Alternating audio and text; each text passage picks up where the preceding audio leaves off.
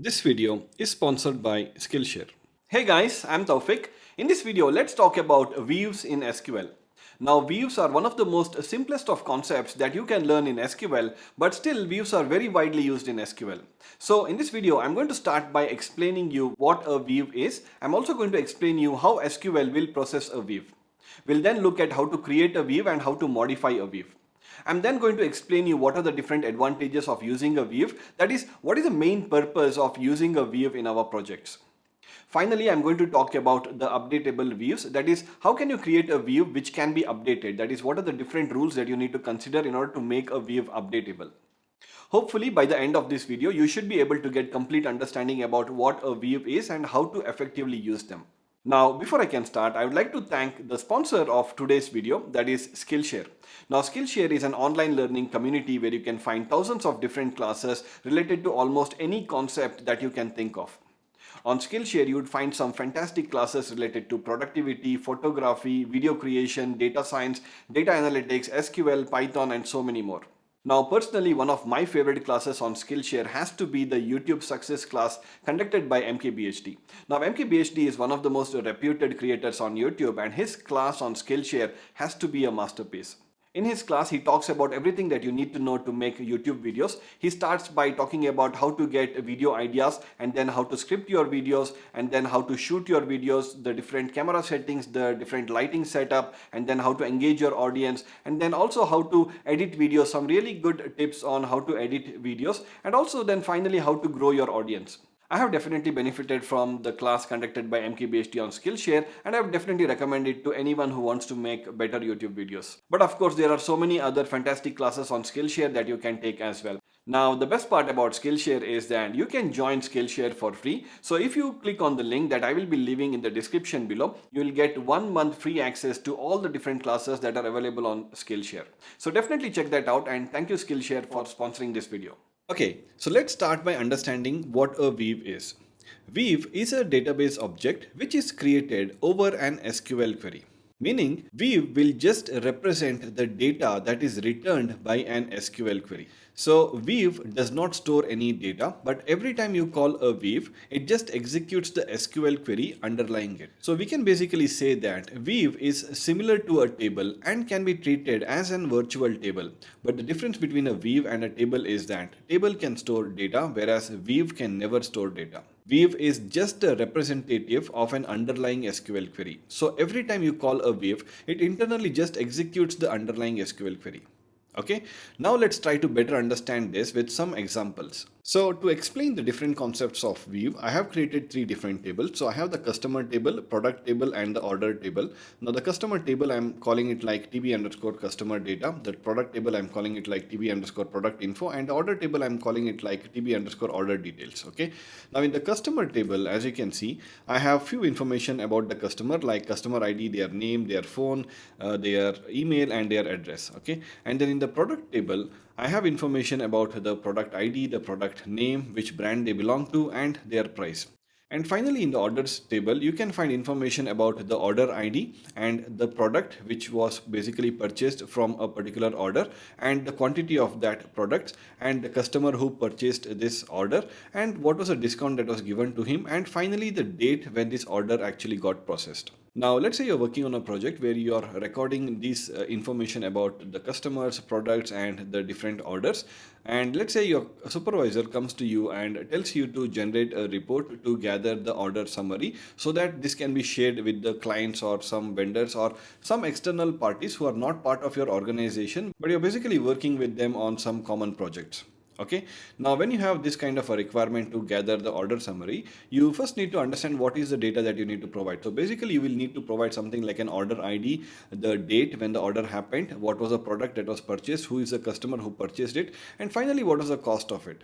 Okay, so I have already written the query, so I'm not going to be writing this query in this video. Now I'll just quickly explain you what this query is doing. So I'm joining these 3 tables, the customer, order, and the product table, because all the information that I need to get the order summary is present in these 3 tables. And then I'm fetching all the required columns. So I'm fetching the order ID, the date, the product name, and the customer name. And finally, I'm calculating the cost using this formula. Okay, now I'm not going to be explaining you this formula or how I have written this query, because this video is more about views and not about how I have written this query. query. Okay, so let me just execute this query just to see what is the order summary that we can get. And you can see that I'm getting the output now, and I think this output is pretty fine. Now let's say if your supervisor had told you that you just need to generate this report and then extract it into an Excel file or some sort of file and then share this file with your client or vendor or some external parties, then you could just share that file. But let's say your supervisor tells you that you need to basically give a code or an SQL query with which the client or the vendor or the external party can then use that query to execute it whenever they want and on any day they want. Okay, so let's say they have that kind of a requirement where the client wants to execute this report every single day and multiple times a day.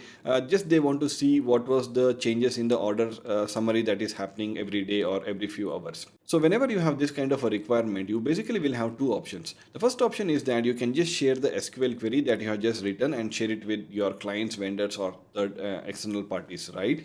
But the problem with that approach is that you will basically be sharing all the confidential information because you will be sharing the table names in your database, which you'd never want to do. So whenever you are working on a project, you would never want any external party or client or any vendors that you're working with to know what your internal database structure is or what is the logic that you have used to generate a report, or you do not want to share any confidential information, because when you share this query, the client or external parties would come to know about all these customer tables and all the other tables, and this customer table has some confidential information, like you can see that this customer table here has the phone number, their email ID, address, etc., and there can be many other confidential information as well which you do not want to share it with anyone outside your organization, right?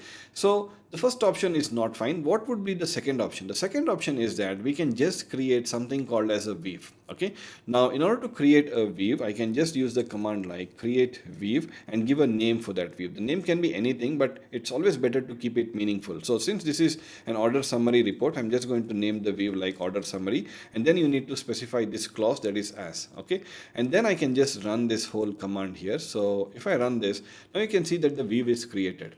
So the weave is created with this name. Okay, so in order to execute this weave or see the result of that weave, I can just use the query like select star from this weave name, and now if I execute this query, you can see that I'm getting the data that basically I got from this query as well. So that is 12 records here. Okay, so what actually happened was SQL created a weave for this particular query, and then every time you execute or call this weave, internally it will just execute the query that was used to create this weave.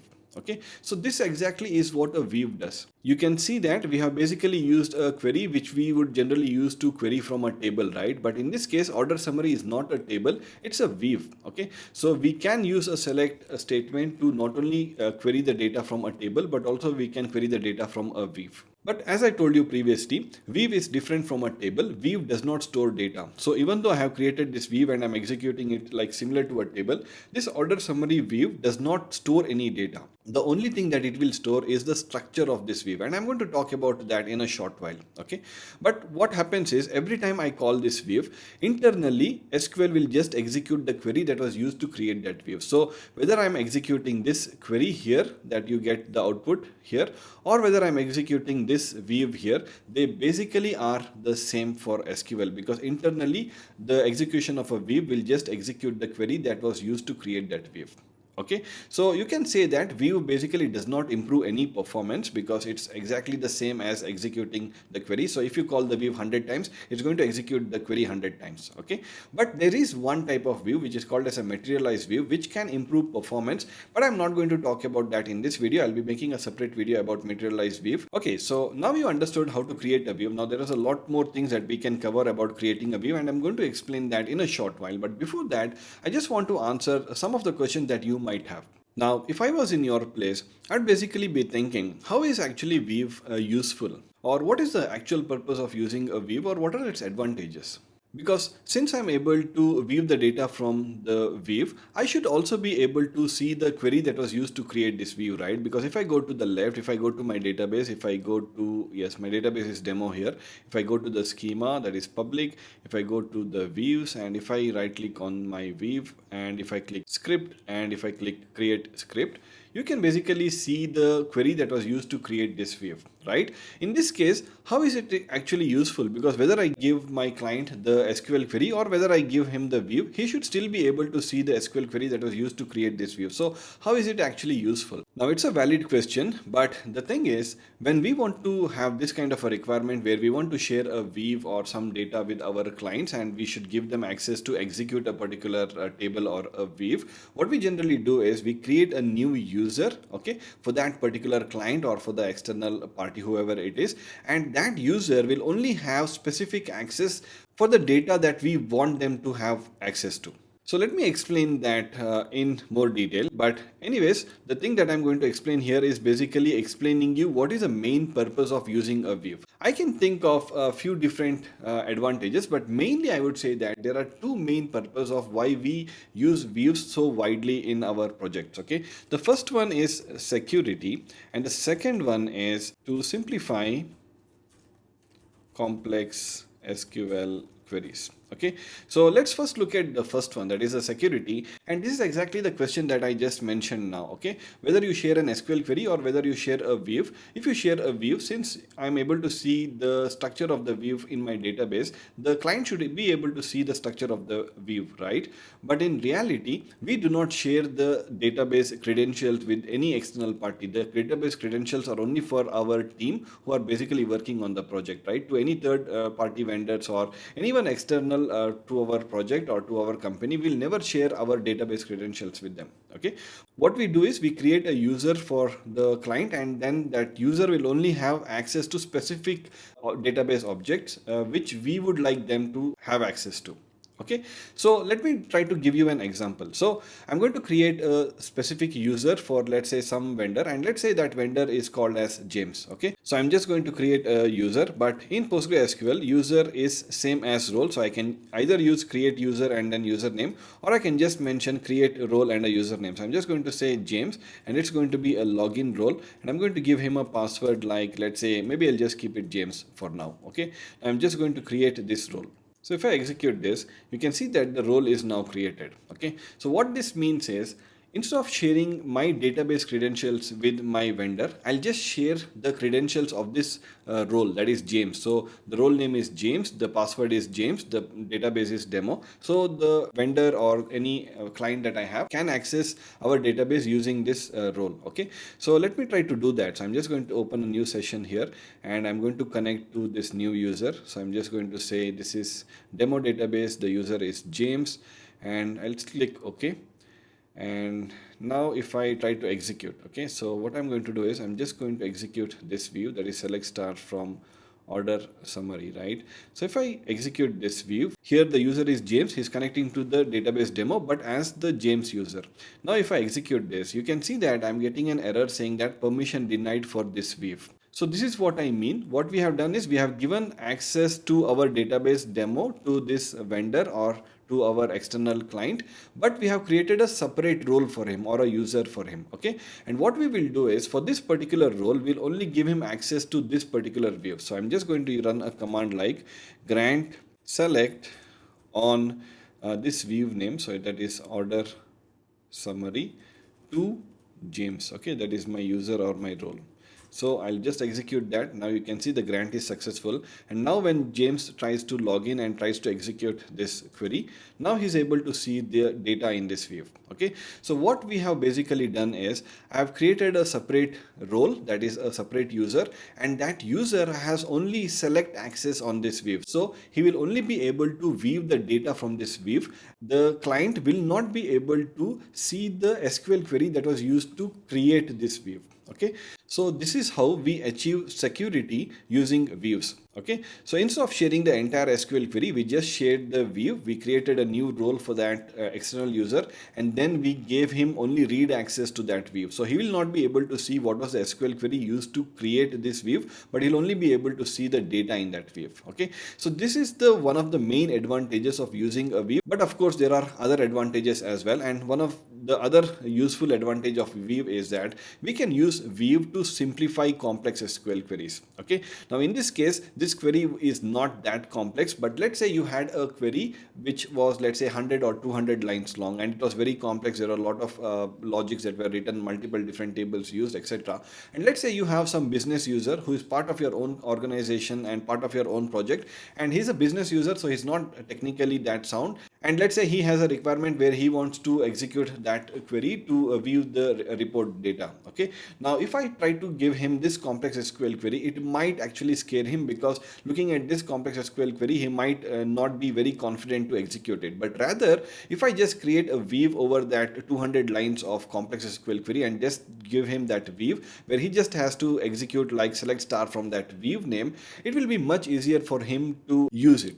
Right? And not just this, but let's say I have some complex SQL query which I keep on executing multiple times. Let's say I'm doing some data analysis or some testing or some development where I have a piece of SQL query which I need to execute multiple different times. So I need to rewrite it several different times, on maybe in today and maybe after few days, etc. Right? What I can just do is, instead of rewriting the entire complex query multiple different times, I can just create a weave over that complex SQL query and then use this weave multiple times whenever I want. So it's kind of saving that SQL query as a weave so that I can use it multiple times instead of rewriting that query. So this is the second main advantage. We can simplify a complex SQL query by using a weave.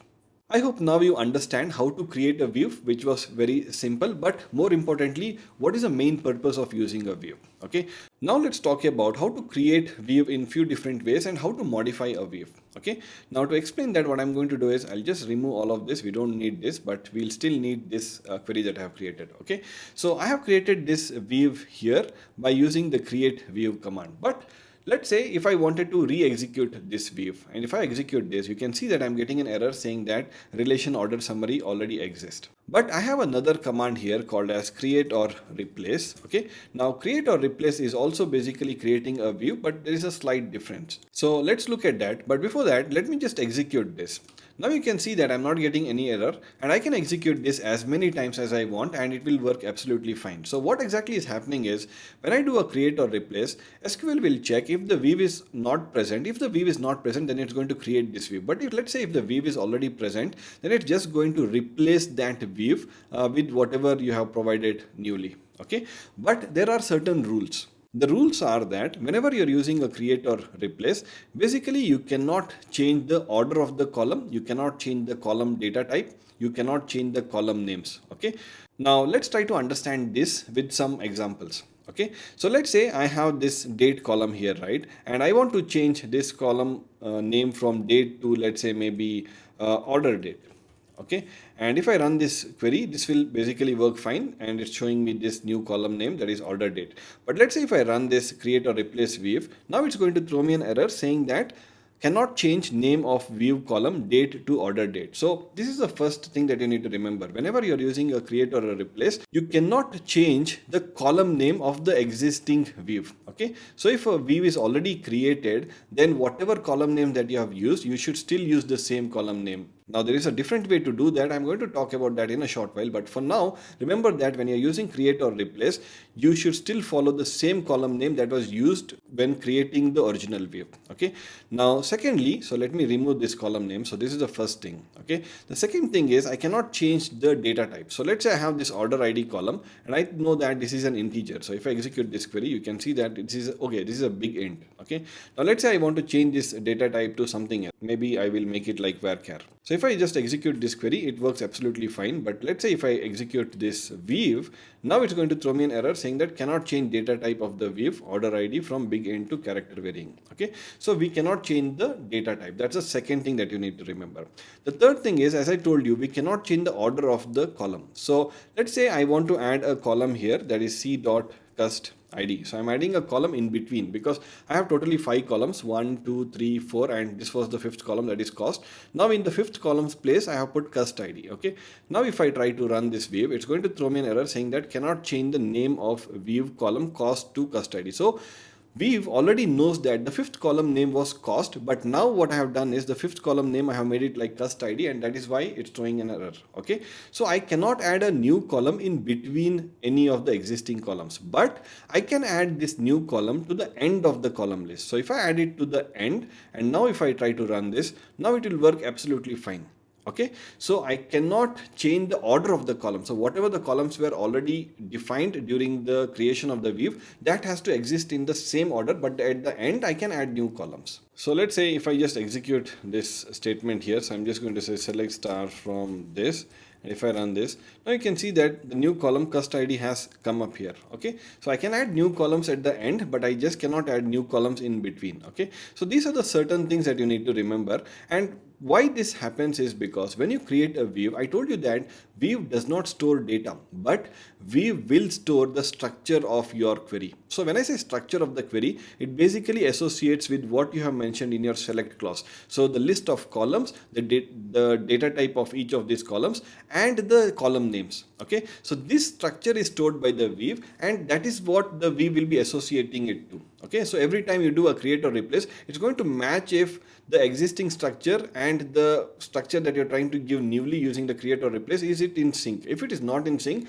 then that is when it's going to throw an error. You can add new columns at the end, but other than that, you cannot basically change anything else.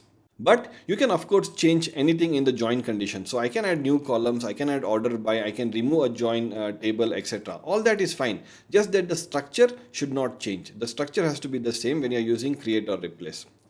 Okay, so I hope this is clear how to use create or replace. But let's say you still wanted to change the structure. Okay, so for example, I wanted to change this column from date to order date just to make it more meaningful. Now I can still change the structure of a view, just that I cannot do that using create or replace. Okay, in order to change the structure of the view, I just need to use the command like alter view. Okay, so similar to a table, I can just say alter view and the view name, that is order summary, and then I can say alter view name, rename column, and the column name, which is date, to I can just say the new column name, which is order date. Okay, now if I execute this, the alter view is successful, and now if I execute this view, you can see that now this view is getting the new column name, that is order date. But one thing that you need to remember is this alter view only altered the column name of the view, but not of the underlying table. Okay, so let's say if I look at the table itself, so this order was coming from the order table. If I look at this table, this column will still be called as date. So this is one thing that you need to remember.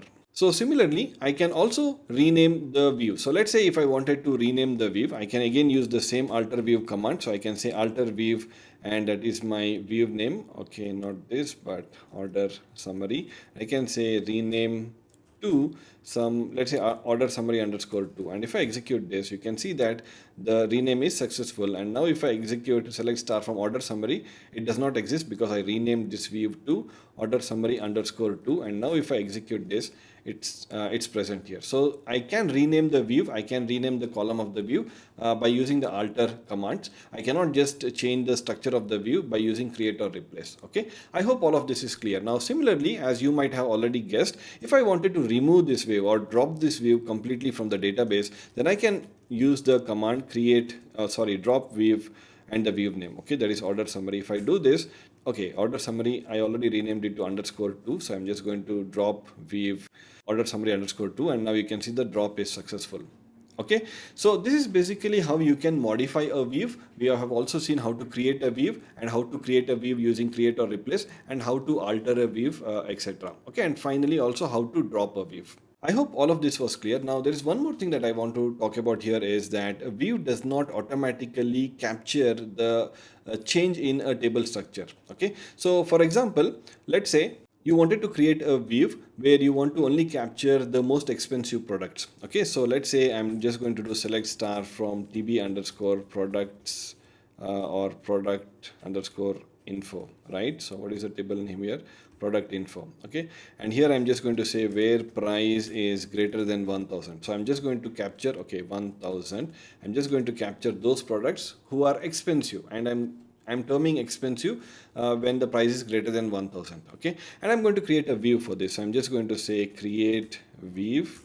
Okay, and I'm just going to name it like, let's say expensive products. okay, something like this, okay, and I'll use the as clause. And now if I run this, the view is created, and now if I just select from this view, so I'm just going to select star from this view, it's going to only show me those two products who are expensive, that is whose price is greater than 1000. And one thing that you need to remember here is that I created this view by using the star command in my select clause, so meaning that all the columns from this table would be selected. Okay, now what I'm going to do is, let me change the structure of this underlying table. So that is, let me add a new column. Okay, so I'm just going to say alter table, and this table, that is TB product info, and I'm going to say add column name. So let me add maybe prod configuration. Okay, I'll just say prod config, and this will be varchar, and I'm going to say maybe 100.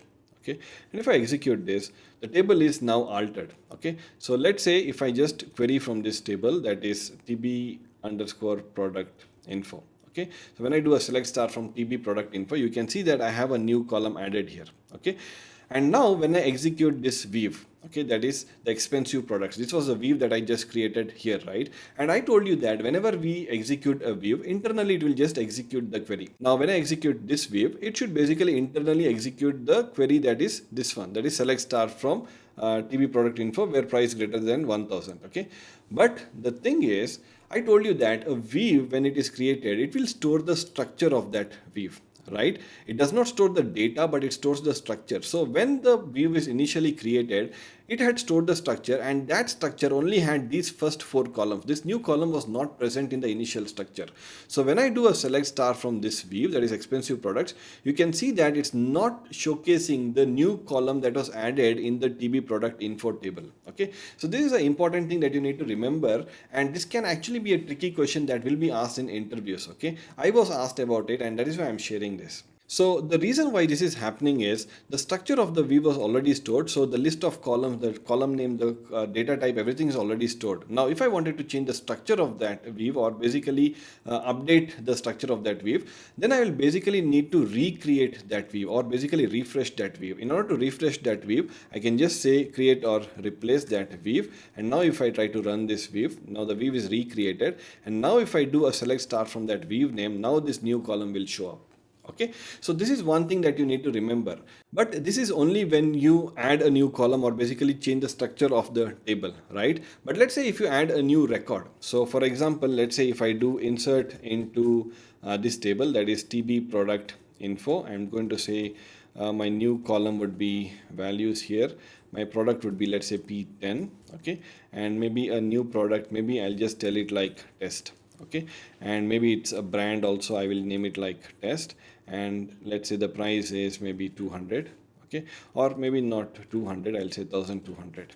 Okay, and my last column, that is prod config, will be null. Okay, if I do an insert here, now the data is inserted, so that in my table, that is TB product info, you can see I have this record P10 that is newly added, the test product. Okay, and if I go to my view, you will still see the data in this view. Okay, so the thing that you need to remember is, we will always showcase you the latest data. Okay, because every time you execute a view, it will execute the query. Whatever data is changed or updated or newly added or deleted or whatever, the latest data will show from the view. But when it comes to the table structure, it may not show the latest table structure, because you will need to refresh the view for it to show the latest table structure. Okay, so this is a couple of things that you need to remember. Okay, so I hope this was clear. Now the last part that I want to cover in this video is about updatable views. Okay, so how to create a view that can be updated, and what are the different rules that you need to follow if you want to make a view to be updatable. Now, to be frank, right, this is not recommended. Like if you want to update a table, you should not be doing it through a view, but there can be some scenarios where you may want to update a table through a view, maybe not you as a developer, but maybe from some external system or some application that you have written. There can be such cases, and that is why such feature is still enabled in almost all of the databases. Okay, now let's see what are the views that can be updatable. Now there can be many rules, but I'm mainly going to be talking about the 5 most important rules that you need to follow if you want to make a view to be updatable. Okay, so the first thing is that you can only update those views which are created using one table. Okay, so the view should be created using one table or view only. Okay, so if you have multiple table joins in your query and you created a view using that, then you will not be able to update that view. Okay, so for example, let's use the expensive product view that we just created above. Okay, so I have this view and you can see that. Okay, so I'm just going to copy this whole thing here, and you can see that I created this view that is the expensive product, which is basically created from just one table. It has some where condition, etc. Right? If I do a select star from that view, you can see I'm getting the data. Okay. Now let's say if I wanted to update this view, so I can just say update, and I'll just copy this view name, that is this one, and let's say I'm just going to change its product name. Okay, so I'm just going to say prod name equal to, let me give some meaningful name. So I'm just going to say AirPods Pro. Okay, and I also change the brand names. I'm just going to say brand equal to maybe Apple. Okay, and then I'll say this is where my prod ID equal to P10. Right, so what I'm trying to do is I want to just update this record P10. Okay, I want to just give some meaningful name here. Okay, and if I just execute this, you can see that the update is successful. If I do a select star from that view, that is expensive products, you can now see that the name is updated to AirPods Pro and the brand is Apple. Okay, and now similarly, if I just look at the underlying table, okay, the underlying table, this view was created using this TB products info, right? So if I just do a select star from TB products info, you can now see that I have this P10 product and its product name and brand have been updated. So I did not update the table directly, I just updated the view, but this view was created from this table. Okay, and the table internally got updated. So if I had created a view just by using one table, like a simple SQL query that is like this, then such views are updatable. Okay, but for example, let's say I have this another view that I created at the top right, that is this one, the order summary, which I created this view using a query which was having 3 different tables. Right, now let me try to update this query and let's see what happens. So if I run similar update statement here, so I'm just going to say update order summary. I'm going to say, okay, what does this order summary have? So I'll just do a select star from order summary, and okay, it has this many columns. So let's try to update some columns. So let's say set maybe cost equal to, let's say 10. Okay, where I'm just going to say ORD ID equal to 1. Okay, if I do an update here, now it's going to throw me an error, and error says cannot update view order summary. Views that do not select from a single table or view are not automatically updated. Okay, so this is what I meant. If you have created a view with more than one table or more than one view, then such views cannot be updated. Okay, here one thing you need to remember is that we can create a view over a view as well. Okay, but if you want to make it updatable, then that query that you have used to create the view, it should only have either one table or one view. Okay, if it has more than one table or more than one view, then such views cannot be updated. Okay, so this is the rule number 1 that you need to remember in order to make your view, if you want to make your view updatable. Now the second thing that you need to remember is that the query that you have used to create your view cannot have distinct clause. Okay, so cannot have distinct clause. Okay, so let's try to see this also with an example. So let's say I have this particular view, right? So again, I'm just going to copy that here. I'm just going to paste it here. Okay, so maybe I'll just move this next.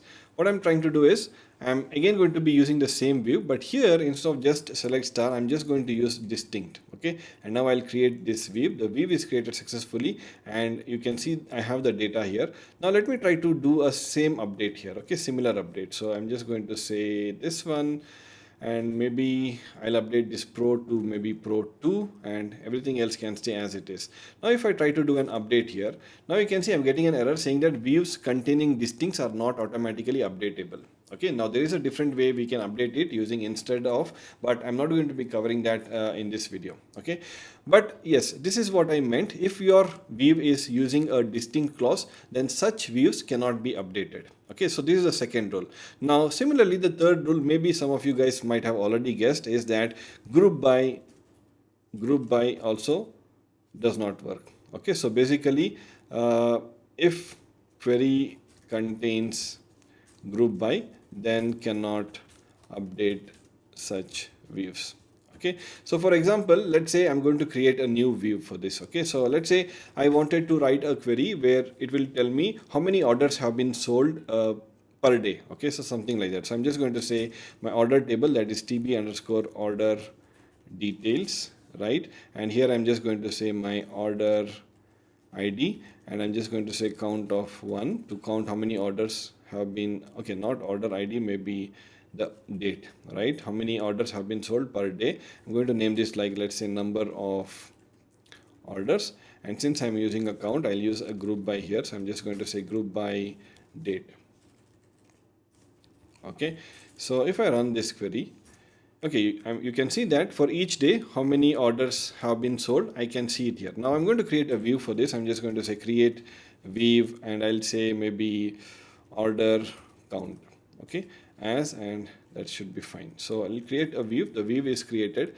Now if I just execute this view, select star from this, you can see that I'm getting the data in this view. But let's say if I want to update this view, okay, so I'm just going to say update order count, set maybe number of order equal to, let's say, 0, okay, where I'll say date equal to, maybe I'll just copy this date, that is 2020 06, okay, 06 and 01.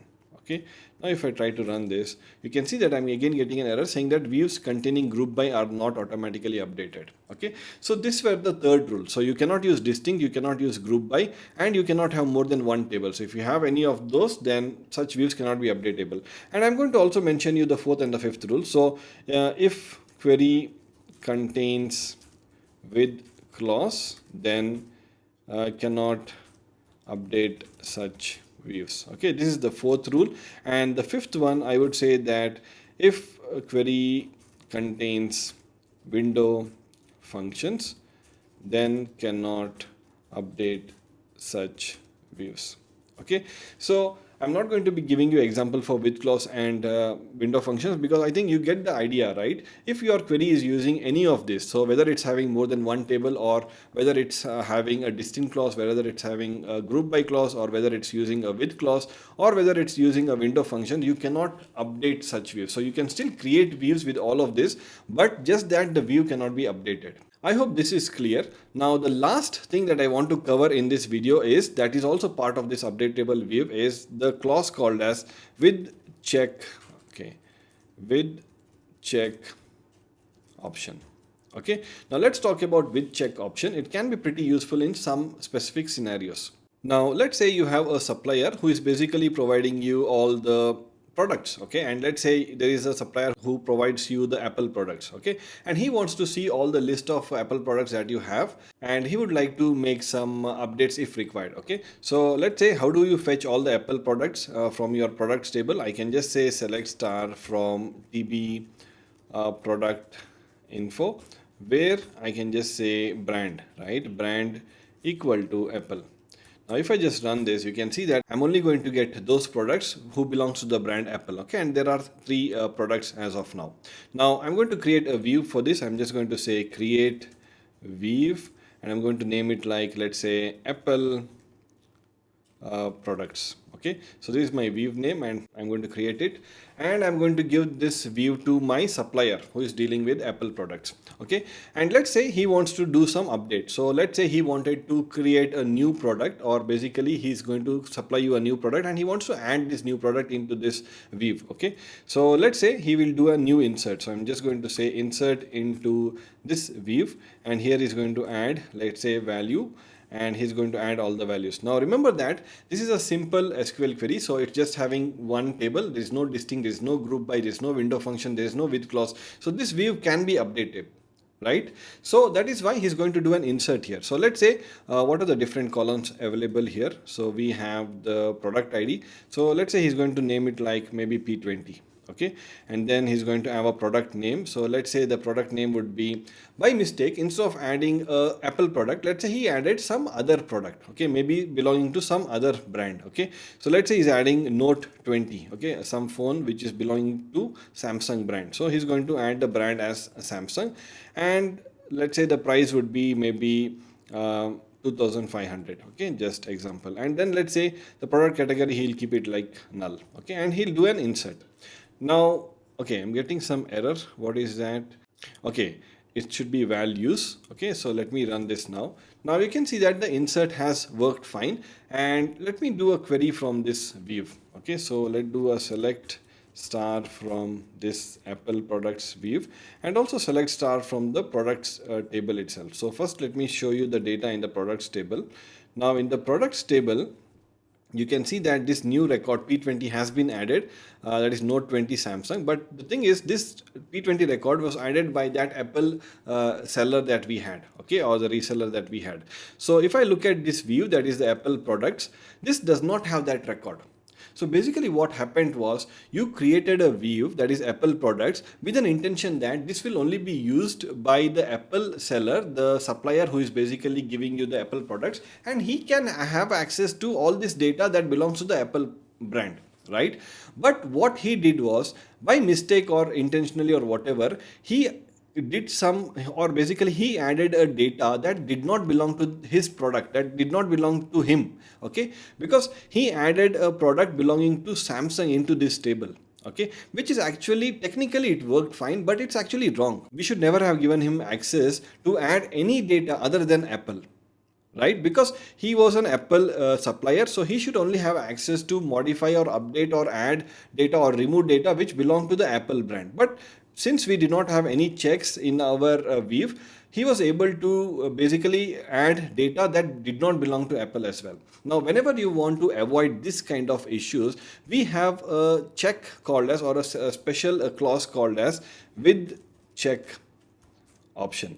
So when I'm creating a view, I can give this option, that is with check option, at the end of my view, and then I can create my view. So what I'm going to do is I'm going to say create or replace view, and I'm going to recreate this view now. Okay, so everything is still the same. Only thing that I changed was I added this clause here with check option. Now what this will do is, once you created a view with this option, whenever someone is trying to do an insert into this view, okay, it will check if whatever data is getting inserted, it is satisfying this where condition. In this case, the where condition states that the brand equal to Apple. So only insert statements where the brand will be Apple, only those insert statements will be successful. If you try to insert any record where it belongs to any other brand, then such insert statements will throw an error. Okay, so let's see.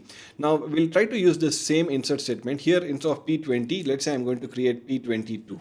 Okay, and let's say it's Note 22 only, and the same thing Samsung, or maybe let's say I'll make it Note 22 and everything is the same. Now when I try to do an insert, now you can see that SQL is not allowing that to happen because it's throwing an error saying that new row violates check option. Okay, so this was a check option that worked in this particular case. So this will kind of do a check such that wrong data does not get inserted into our view. Okay, and that is why we use check option. But let's say instead of this Note 22, I will insert something like maybe let's say MacBook Air, and this belongs to the Apple brand. Okay, and now if I try to insert into this table, now it works fine. Okay, so the thing was, with this check option, it's like an additional verification or a check that we add to our view. Whenever someone tries to insert, only those records will get inserted which will satisfy the where condition. Okay, so this is what a with check option does. Okay, so hopefully this was clear, and I think with this we have basically covered everything that you needed to know about views. The only thing that I missed was the materialized view, which I will be covering in a separate video. Okay, now if you liked this video and if you found some value from this video, please make sure to give me a thumbs up and also subscribe to the channel. And if you have any feedback, definitely leave them in the comments below, because I definitely like reading your comments. And thank you so much for all the support, and see you soon in the next one. Bye.